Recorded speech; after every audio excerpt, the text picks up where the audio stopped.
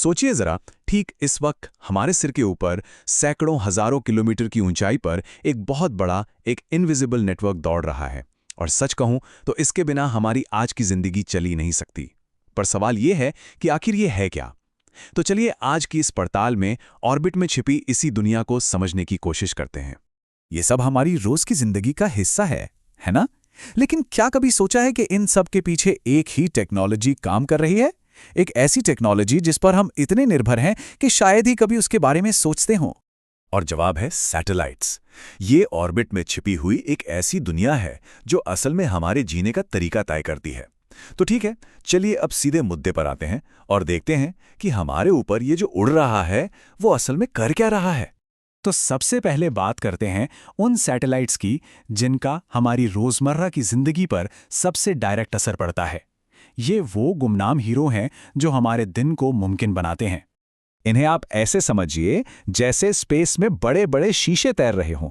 इनका बस एक ही काम है, हमारे डेटा को, हमारी आवाज को और हमारी तस्वीरों को पूरी दुनिया में फैलाना। जब भी कोई लाइव मैच देखा जाता है तो सिग्नल सचमुच पृथ्वी से करीब 36,000 किलोमीटर ऊपर जाता है, एक सैटेलाइट से टकराता है और पलक झपकते ही वापस हमारी स्क्रीन पर आ जाता है। कमाल है ना? अब देखिए, यहां एक बड़ा ही दिलचस्प फर्क है। जो पारंपरिक जियो सैटेलाइट्स होते हैं वो बहुत दूर होते हैं, तो सिग्नल आने जाने में थोड़ी देर लगती है, जिसे हम लेटेंसी कहते हैं। इसी प्रॉब्लम को सॉल्व करने के लिए स्टारलिंक जैसे नए नेटवर्क्स LEO यानी लो अर्थ ऑर्बिट का इस्तेमाल कर रहे हैं।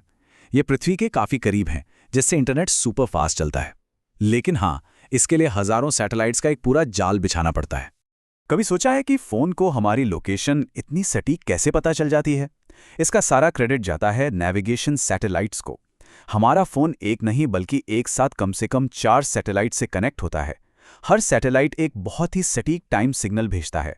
हमारा फोन इन सिग्नलों के बीच के टाइम गैप को कैलकुलेट करके, जिसे ट्रायलेशन कहते हैं, कुछ ही मीटर की एक्यूरेसी से हमारी लोकेशन बता देता है। हम सब अमेरिका के GPS सिस्टम को तो जानते ही हैं, लेकिन ये इतना जरूरी है कि कोई भी देश इस मामले में दूसरे पर निर्भर नहीं रहना चाहता। और इसीलिए रूस ने अपना ग्लोनास, यूरोप ने गैलीलियो और चीन और भारत ने अपने खुद के नेटवर्क तैयार किए हैं। ये समझ लीजिए कि नेविगेशन की आज़ादी के लिए एक तरह की स्पेस रेस चल रही है। लेकिन रुकिए, ये सिर्फ हमें रास्ता दिखाने का काम नहीं करते। और अब जो बात पता चलने वाली है वो शायद हैरान कर देगी। पता है, पूरा का पूरा ग्लोबल फाइनेंशियल सिस्टम इन्हीं पर टिका है।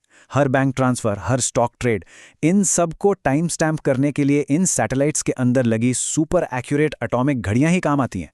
मतलब अगर ये सैटेलाइट्स कल को बंद हो जाएं तो बस ये समझ लीजिए कि पूरी ग्लोबल इकोनॉमी एक झटके में थम जाएगी। तो अब तक हमने देखा कि कैसे सैटेलाइट्स एक अदृश्य इंफ्रास्ट्रक्चर बनाते हैं जो हमारे पैसे और डेटा को संभालता है।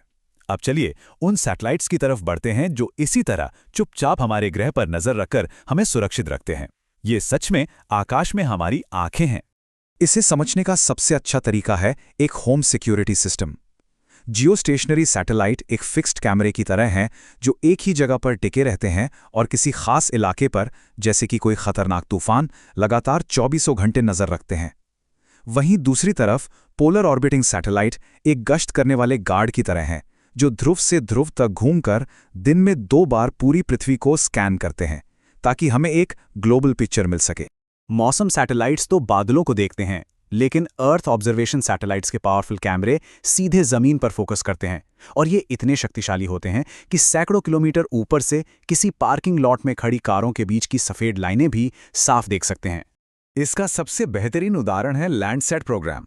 1972 से ये लगातार पृथ्वी की तस्वीरें ले रहा है और इस वजह से हमारे पास 50 साल की एक फ्लिप बुक जैसी चीज तैयार हो गई है।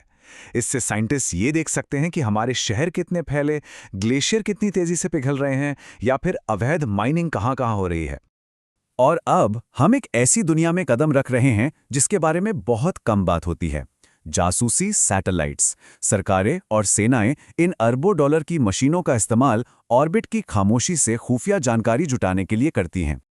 और पता है, स्पेस में जासूसी का ये खेल कोई नया नहीं है। कोल्ड वॉर के टाइम 1960 में अमेरिका ने कोरोना नाम से अपना पहला स्पाई सैटेलाइट लॉन्च किया और इसकी कहानी तो कमाल की है। उस टाइम पर सैटेलाइट सच में फिल्म के कनस्तरों को स्पेस से नीचे फेंकता था, फिर एक पैराशूट खुलता था और एक खास प्लेन उसे बीच हवा में ही कैच कर लेता था। है ना किसी जेम्स बॉन्ड मूवी जैसा सीन? लेकिन ये सच था। खैर, आज की टेक्नोलॉजी तो पूरी तरह से डिजिटल और नेक्स्ट लेवल है। तो सवाल ये है कि ये कितने शक्तिशाली हैं। रिपोर्ट्स की माने तो मॉडर्न स्पाई सैटेलाइट्स सैकड़ों किलोमीटर्स ऊपर से 10 से 15 सेंटीमीटर जितनी छोटी चीज को भी पहचान सकते हैं। इसका मतलब ये हुआ कि वो सिर्फ बिल्डिंग्स नहीं देख रहे, बल्कि जमीन पर मौजूद मिलिट्री इक्विपमेंट के मॉडल और सैनिकों की हरकतों पर भी पैनी नजर रख रहे हैं। अच्छा, अभी तक हमने जिन भी सैटेलाइट्स की बात की वो सब नीचे पृथ्वी की तरफ देख रहे थे। चलिए अब उन सैटेलाइट्स की तरफ चलते हैं जो ऊपर देखते हैं, ब्रह्मांड के रहस्यों को समझने में हमारी मदद करते हैं। कुछ साइंटिफिक एक्सपेरिमेंट्स ऐसे हैं जो पृथ्वी पर हो ही नहीं सकते, इसीलिए हमें स्पेस में तैरते हुई लैब्स बनानी पड़ी, जिनमें सबसे फेमस है इंटरनेशनल स्पेस स्टेशन।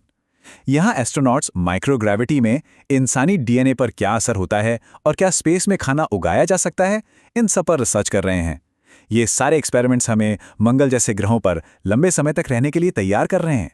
देखिए, एस्ट्रोनॉमर्स के लिए पृथ्वी का एटमॉस्फेयर एक मोटी धुंधली खिड़की की तरह है जो रोशनी को बिगाड़ देता है। इसलिए अगर हमें ब्लैक होल या तारों को बनते हुए देखना है तो हमें अपने कैमरास को सैटेलाइट पर लगाकर इस एटमॉस्फेयर से बाहर निकलना ही होगा। सबसे मशहूर तो हबल टेलीस्कोप है, लेकिन अब हमारे पास है जेम्स वेब स्पेस टेलीस्कोप, और इसे सिर्फ एक कैमरा कहना इसकी बेइज्जती होगी। ये सचमुच एक टाइम मशीन है, क्योंकि लाइट को ट्रैवल करने में टाइम लगता है। वेब के विशाल इंफ्रारेड मिरर बिग बैंग के ठीक बाद बनी पहली गैलेक्सीज से 13.5 अरब साल पहले चले प्राचीन प्रकाश को पकड़ने के लिए डिजाइन किए गए हैं। तो हमने ये तो देख लिया कि सैटेलाइट्स क्या क्या करते हैं, लेकिन ऑर्बिट का भविष्य कैसा होने वाला है, क्योंकि अब स्पेस एक भीड़-भाड़ वाली और थोड़ी विवादित जगह बनता जा रहा है। और यहाँ एक गंभीर बात यह है कि स्पेस अब एक संभावित युद्ध का मैदान बन गया है। कुछ देश एंटी सैटेलाइट हथियारों का टेस्ट कर रहे हैं जो एक झटके में ग्लोबल कम्युनिकेशन को खत्म कर सकते हैं। इसके अलावा हजारों सैटेलाइट्स की वजह से स्पेस में कचरा और टक्कर का खतरा भी बढ़ रहा है, और जाहिर है इन सैटेलाइट्स को हैक करने का खतरा यानी साइबर सिक्योरिटी एक बहुत बड़ी चिंता का विषय है। भविष्य की दिशा कुछ खास ट्रेंड्स तय कर रहे हैं। स्टारलिंक जैसे मेगा कॉन्स्टलेशंस बढ़ते जा रहे हैं। डेटा को एनालाइज करने के लिए एआई का इस्तेमाल हो रहा है, और क्यूबसैट्स जैसे छोटे यूनिवर्सिटी निर्मित सैटेलाइट्स भी बढ़ रहे हैं, जिससे स्पेस तक पहुंच आसान हो रही है। तो ये सब हमें एक बहुत बड़े सवाल पर लाकर खड़ा कर देता है। ये जो अदृश्य नेटवर्क है, जो कभी साइंस फिक्शन लगता था, अब वो हमारी जिंदगी की धड़कन बन चुका है। पर जैसे जैसे ऑर्बिट में भीड़ और देशों के बीच तनाव बढ़ रहा है, हम इस साझे कीमती रिसोर्स को जिम्मेदारी से कैसे संभालेंगे? ये एक ऐसा सवाल है जिसका जवाब हमारी आने वाली पीढ़ियों का भविष्य तय करेगा।